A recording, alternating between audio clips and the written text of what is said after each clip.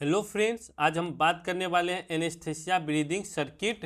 जो MCQs practice set जो हमारा चल रहा है, ये है आपका पार्ट 4 है। पार्ट 1, पार्ट 2 एंड पार्ट 3 को हम लोग प्रीवियस वीडियो में बहुत अच्छे से डिस्कस कर रखे हैं। हर एक पार्ट में 20 क्वेश्चंस को सॉल्व करते हैं। टोटल आपको 5 पार्ट्स में जाने वाला है, 100 क्वेश्चंस को सॉल्व करने वाले हैं। यानी ब्रीदिंग सर्किट का जितना भी पॉसिबल यहाँ पर ऑब्जेक्टिव हो सकता है, एमसीक्यूज हो सकता है, उन सब को हम कवर करने वाले हैं। साथ ही आपको पहले हम लोग क्या किए थे, थ्योरी, आपको जो अभी तक थ्योरी नहीं इसका पढ़ रखे हैं तो जाकर के आप पहले थ्योरी को कंप्लीट कर ले।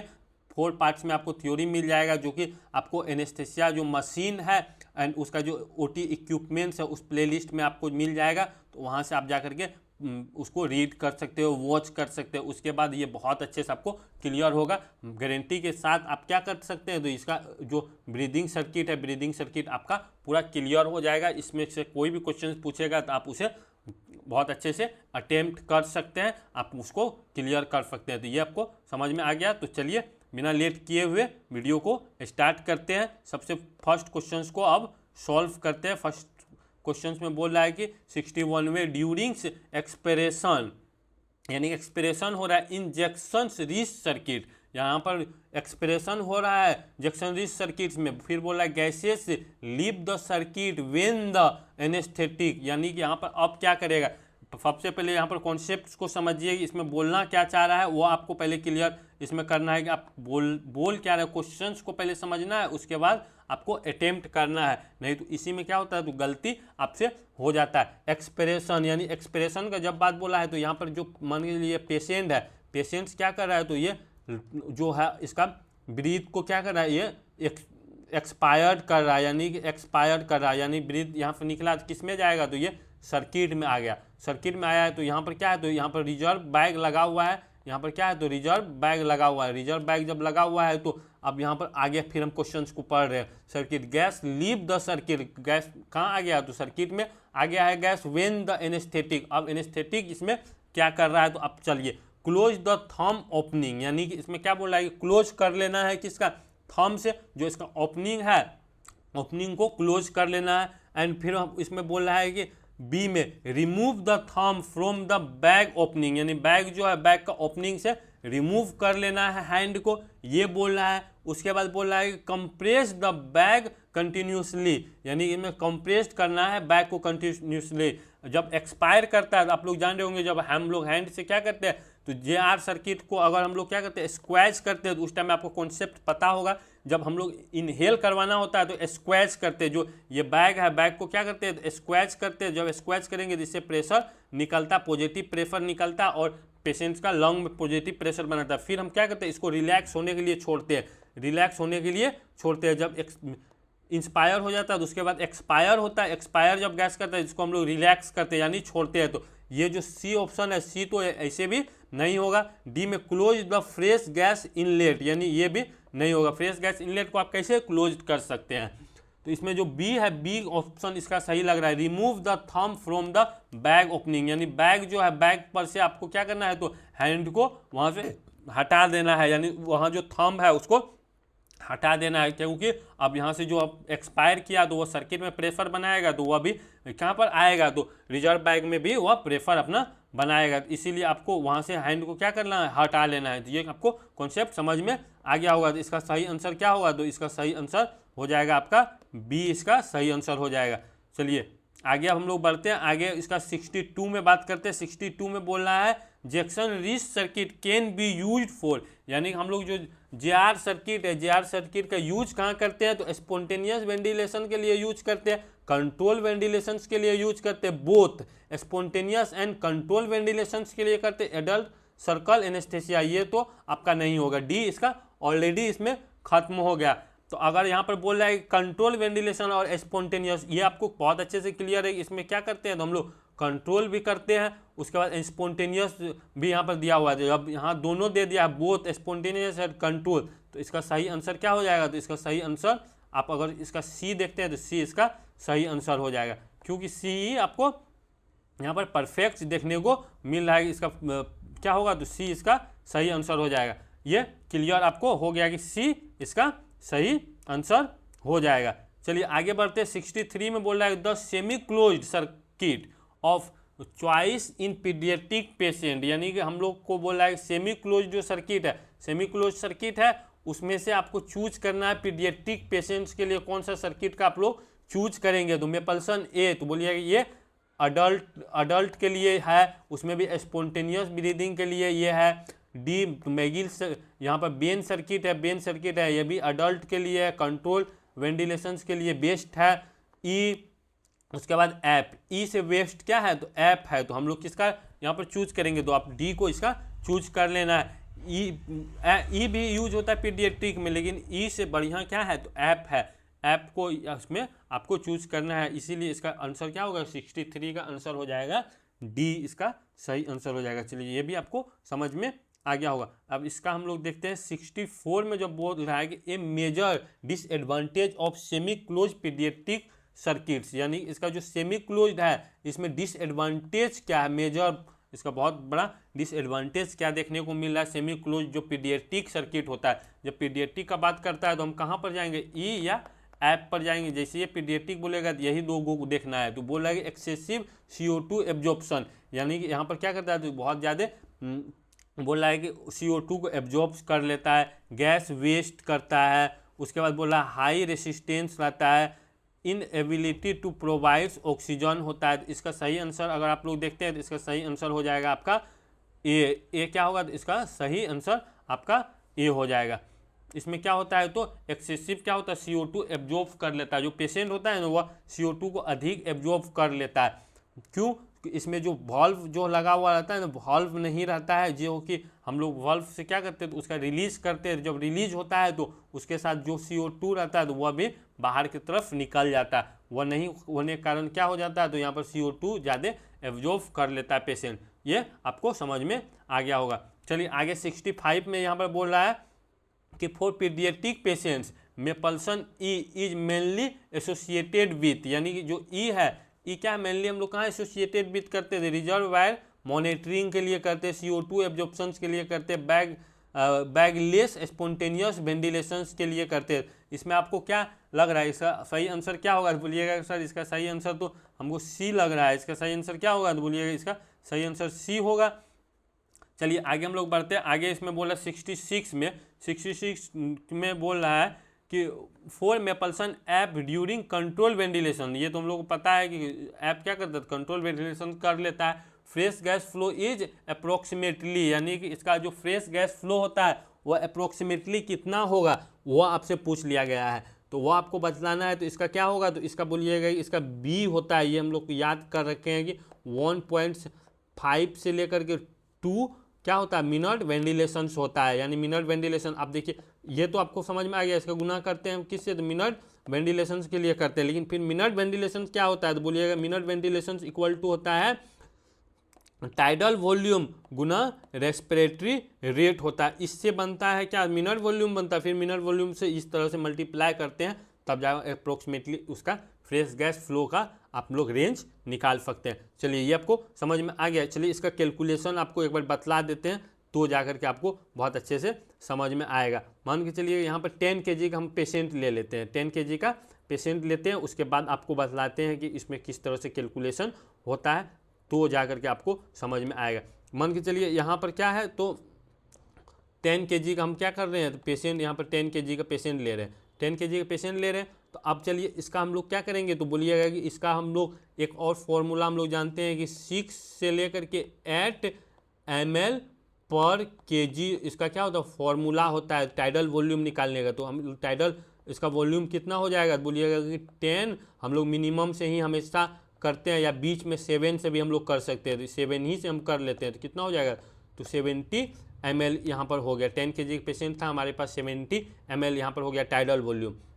टाइडल वॉल्यूम हो गया। जब हम लोग चाइल्ड में जाते हैं तो चाइल्ड में क्या होता है रेस्पिरेटरी रेट थोड़ा अधिक होता है। अडल्ट का अगर आप बात करते हैं एडल्ट का जो रेस्पिरेटरी रेट होता है वह 12 से लेकर के कितना होता है 20 बीट पर मिनट होता है, लेकिन चाइल्ड में क्या होता है इससे एक्सेसिव होता है। चलिए हम लोग 20 से अधिक इसमें मान लेते हैं, तो 20 से अधिक मान लेते हैं तो यहाँ पर आपको ये समझ में आप बहुत अच्छे से आ रहा होगा कि मिनट यहाँ पर वेंटिलेशन इक्वल टू, आप टाइडल वॉल्यूम आप तो निकाल लिए कि 70 ml यहाँ पर होगा, गुना अगर करते हैं रेस्पिरेटरी रेट, चलिए हम 20 मान के चलते हैं और 20 से अधिक होता है, ये आपको याद रखना है।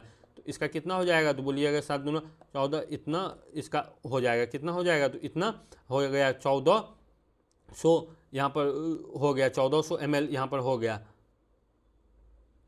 1400 ml हो गया क्या, तो मिनट वेंटिलेशन इसका हो गया।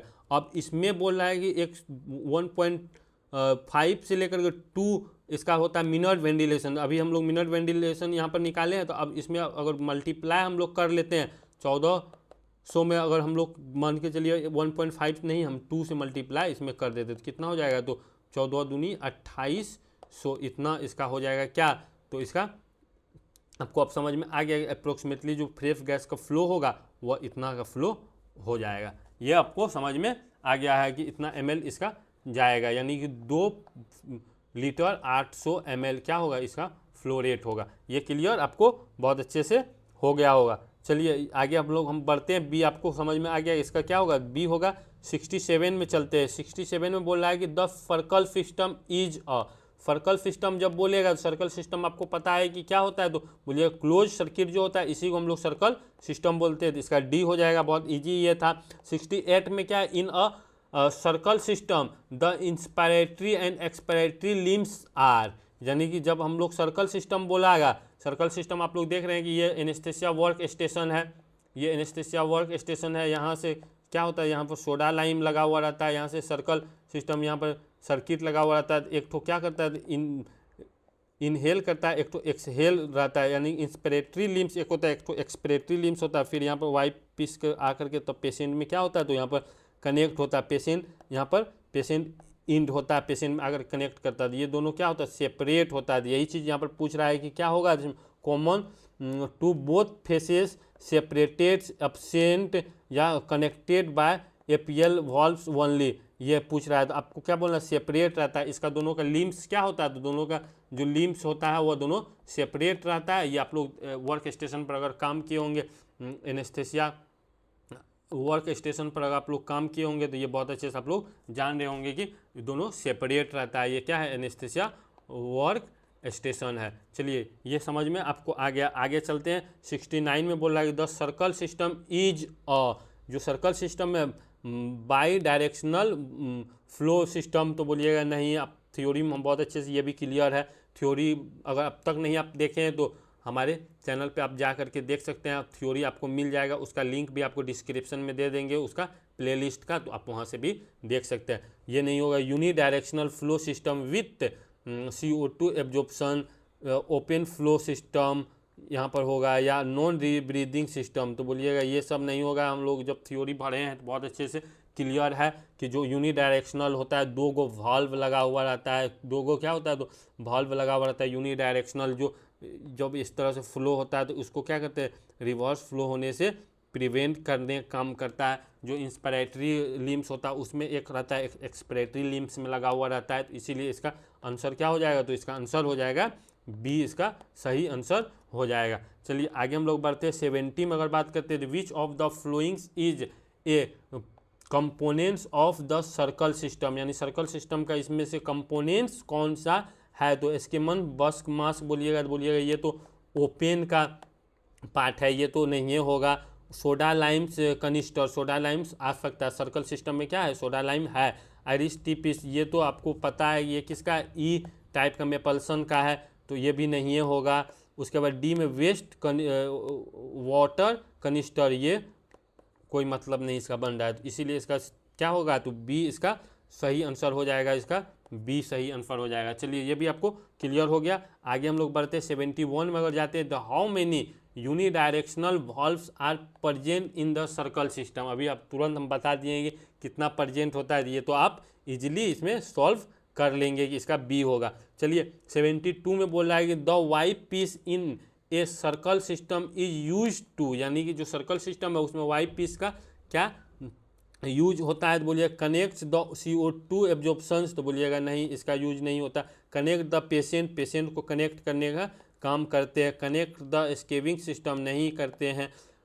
मेजर एयरवे प्रेशर नहीं करते हैं, बी इसका सही आंसर हो जाएगा। बहुत इजी था ये भी। 73 में बोला the reservoir bag in a circle system primarily used for, यानी कि इसका प्राइमरली क्या हम लोग यूज करते हैं, तो पॉजिटिव प्रेशर वेंटिलेशन के लिए इसका यूज करते हैं। बी इसका क्या होगा, तो ये सही इसका बी हो जाएगा। 73 का क्या होगा, तो बी इसका सही हो जाएगा। चलिए आगे हम लोग देखते हैं। 74 में बोल रहा है कि the APL valve in the circle system is use to, यानी कि जो एपीएल वॉल्व है इसमें सर्कल सिस्टम जो उसमें क्या यूज इसका रहता है, तो इंक्रीज करता है ऑक्सीजन कॉन्सेंट्रेशन, एब्जॉर्ब करता है CO2, तो एब्जॉर्ब CO2 ये करेगा, तो फिर सोडा लाइम क्या करेगा, सोडा जो लाइम है वह फिर क्या करेगा, तो कंट्रोल सर्किट प्रेफर, इसका सही आंसर सी हो जाएगा। क्या करता है, सर्किट का प्रेफर को कंट्रोल करता है। एपीएल का मतलब है क्या होता है, तो एडजस्टेबल प्रेफर लिमिटिंग वाल्व लगा हुआ रहता है, तो वह कंट्रोल करता है सर्किट का प्रेफर। चलिए 75 में बोल रहा है कि the most commonly use CO2 absorb in India, यानी इंडिया में जो हम लोग यूज करते हैं तो कौन सा करते हैं, बेरिलियम करते हैं, सोडा लाइम करते हैं, लिथियम हाइड्रोक्साइड करते हैं, पोटेशियम हाइड्रोक्साइड करते हैं। इसमें बोल रहा है कि इंडिया में जो हम लोग यूज करते हैं मोस्ट कॉमनली यूज करते हैं CO2 एब्जॉर्बर इन इंडिया, यानी इसमें से क्या करते हैं, तो अब बोलिएगा कि इसमें से दो चीज़ तो हमको मिल रहा है। बेरिलियम यहाँ पर है, बेरिलियम भी क्या है, तो जिस तरह से सोडा लाइम एब्जॉर्ब करता है उसी तरह बेरिलियम भी करता है, लेकिन बेरिलियम का डिसएडवांटेज क्या है कि इसका डिसएडवांटेज है कि हीट को बढ़ाने का काम करता है, इसीलिए उसका यूज नहीं करते। मेनली हम लोग अभी प्रेजेंट डे में क्या पॉपुलर सोडे लाइम है, इसीलिए सोडा लाइम को सही आंसर हम लोग मान के चलेंगे कि यह सही इसका होगा। चलिए आगे हम लोग बढ़ते हैं। 76 में बोल रहा है कि the mesh size of soda lime granules, यानी कि इसमें जो मेश का जब बात करेगा तो जब सोडा लाइम का जो कनिस्टर होता है ना, इसी का साइज के बारे में बात कर रहा है। ये क्या है, सोडा लाइम का कनिस्टर आप लोग देख रहे होंगे कि वर्क स्टेशन में लगा हुआ रहता है। इसका साइज पूछा गया, साइज क्या होगा, 204 मेश होगा। मेश यहाँ पर क्या है, मेश लिख दीजिए, मेश इसका यूनिट आपको मेश लिखना है। यहाँ पर टाइपिंग में क्या है, मिस है, यहाँ पर मेश होना चाहिए।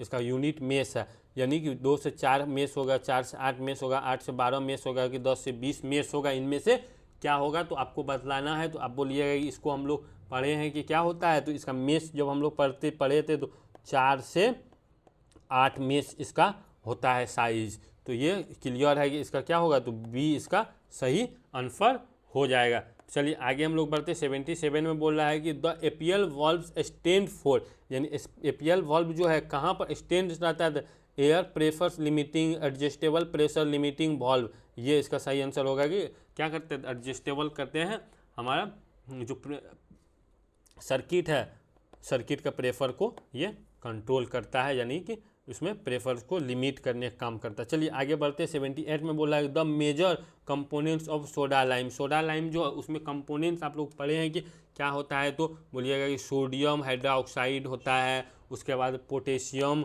यहाँ पर पोटेशियम हाइड्रोक्साइड होता है, कैल्शियम हाइड्रोक्साइड होता है, ये सब होता है। यहाँ बेरिलियम के बारे में जो पढ़े थे वह उसमें यूज होता है, सोडा लाइम में नहीं होता, इनमें है। तो बोला है कि मेजर यानी सबसे अधिक किसका यूज होता है, इन तीनों, ये कंपोनेंट्स तो नहीं है, इसका है सोडा लाइम का कंपोनेंट्स नहीं है, बेरिलियम का ये कंपोनेंट्स है जो डी आप देख रहे हैं।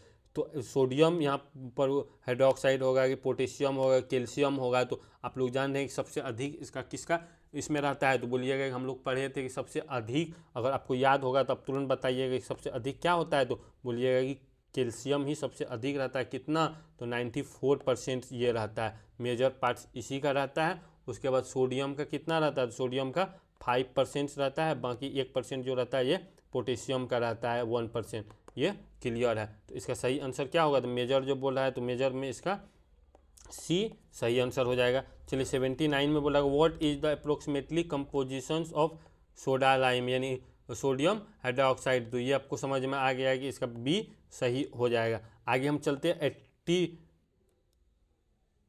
में, यानी आखिरी जो इसका क्वेश्चन है, आखिरी देख रहे हैं। Silica is added to soda lime primarily. Silica के बारे में आप लोग जान रहे होंगे, कंस्ट्रक्शन जब होता है तो उसमें भी सिलिका का यूज होता है। तो सिलिका का यूज हम लोग क्या करते हैं, सोडा लाइम में क्या प्राइमरली यूज होता है, इंक्रीज करता है CO2 एब्जॉर्प्शन को इंक्रीज करने का काम करता है, या prevent dust formation and provides hardness के लिए करता है, इंक्रीज ह्यूमिडिटी को करता है। सिलिका ह्यूमिडिटी से कोई चांस नहीं, चेंज द कलर ऑफ ग्रेनुएल्स, तो फिर डाई क्या काम करेगा, ये खत्म है, तो इसका क्या होगा, बी इसका सही होगा। प्रिवेंट करता है, जो डस्ट फॉर्मेशन होता है उसको प्रिवेंट करने का काम करता है, और प्रोवाइड्स करता है हार्डनेस। इससे क्या होता है कि जो डस्ट होता है वह लंग का एल्बोलाई तक नहीं पहुँचे, उसके लिए इसका यूज करते हैं। जब वो बहुत दिन हो जाता है, जो सोडा लाइम है वो बहुत दिन हो जाता है, तो वो डस्ट फॉर्म में चेंज ना हो जाए, इसके लिए हम लोग सिलिका का यूज करते हैं। चलिए, अब तक ये आपको समझ में आ गया होगा, तो आपका पार्ट 4 भी यहाँ पर क्या हुआ, पार्ट 4 भी आपको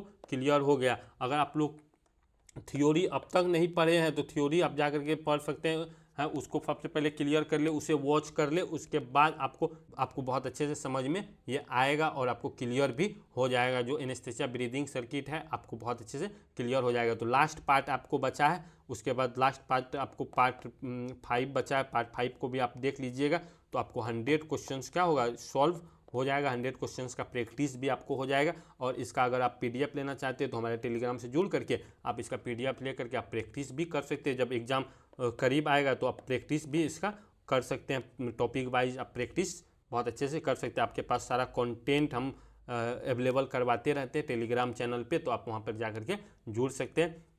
और ये वीडियो आपको कैसा लगा हमारे कमेंट बॉक्स में आप ज़रूर बताइएगा। और इससे रिलेटेड अगर कोई क्वेरीज है तो वह भी अपना कमेंट बॉक्स में जा करके आपको कमेंट कर देना है। अगर हमारे चैनल पे आप नए हैं तो वीडियो को लाइक एंड चैनल को सब्सक्राइब जरूर कर दीजिएगा, साथ ही बेल आइकन को भी प्रेस कर दीजिएगा, इससे कि जो भी वीडियो हम अपलोड करें वे आपके पास सबसे पहले पहुंच सके। तब तक पढ़ते रहे, प्रैक्टिस करते रहे। Thank you for watching.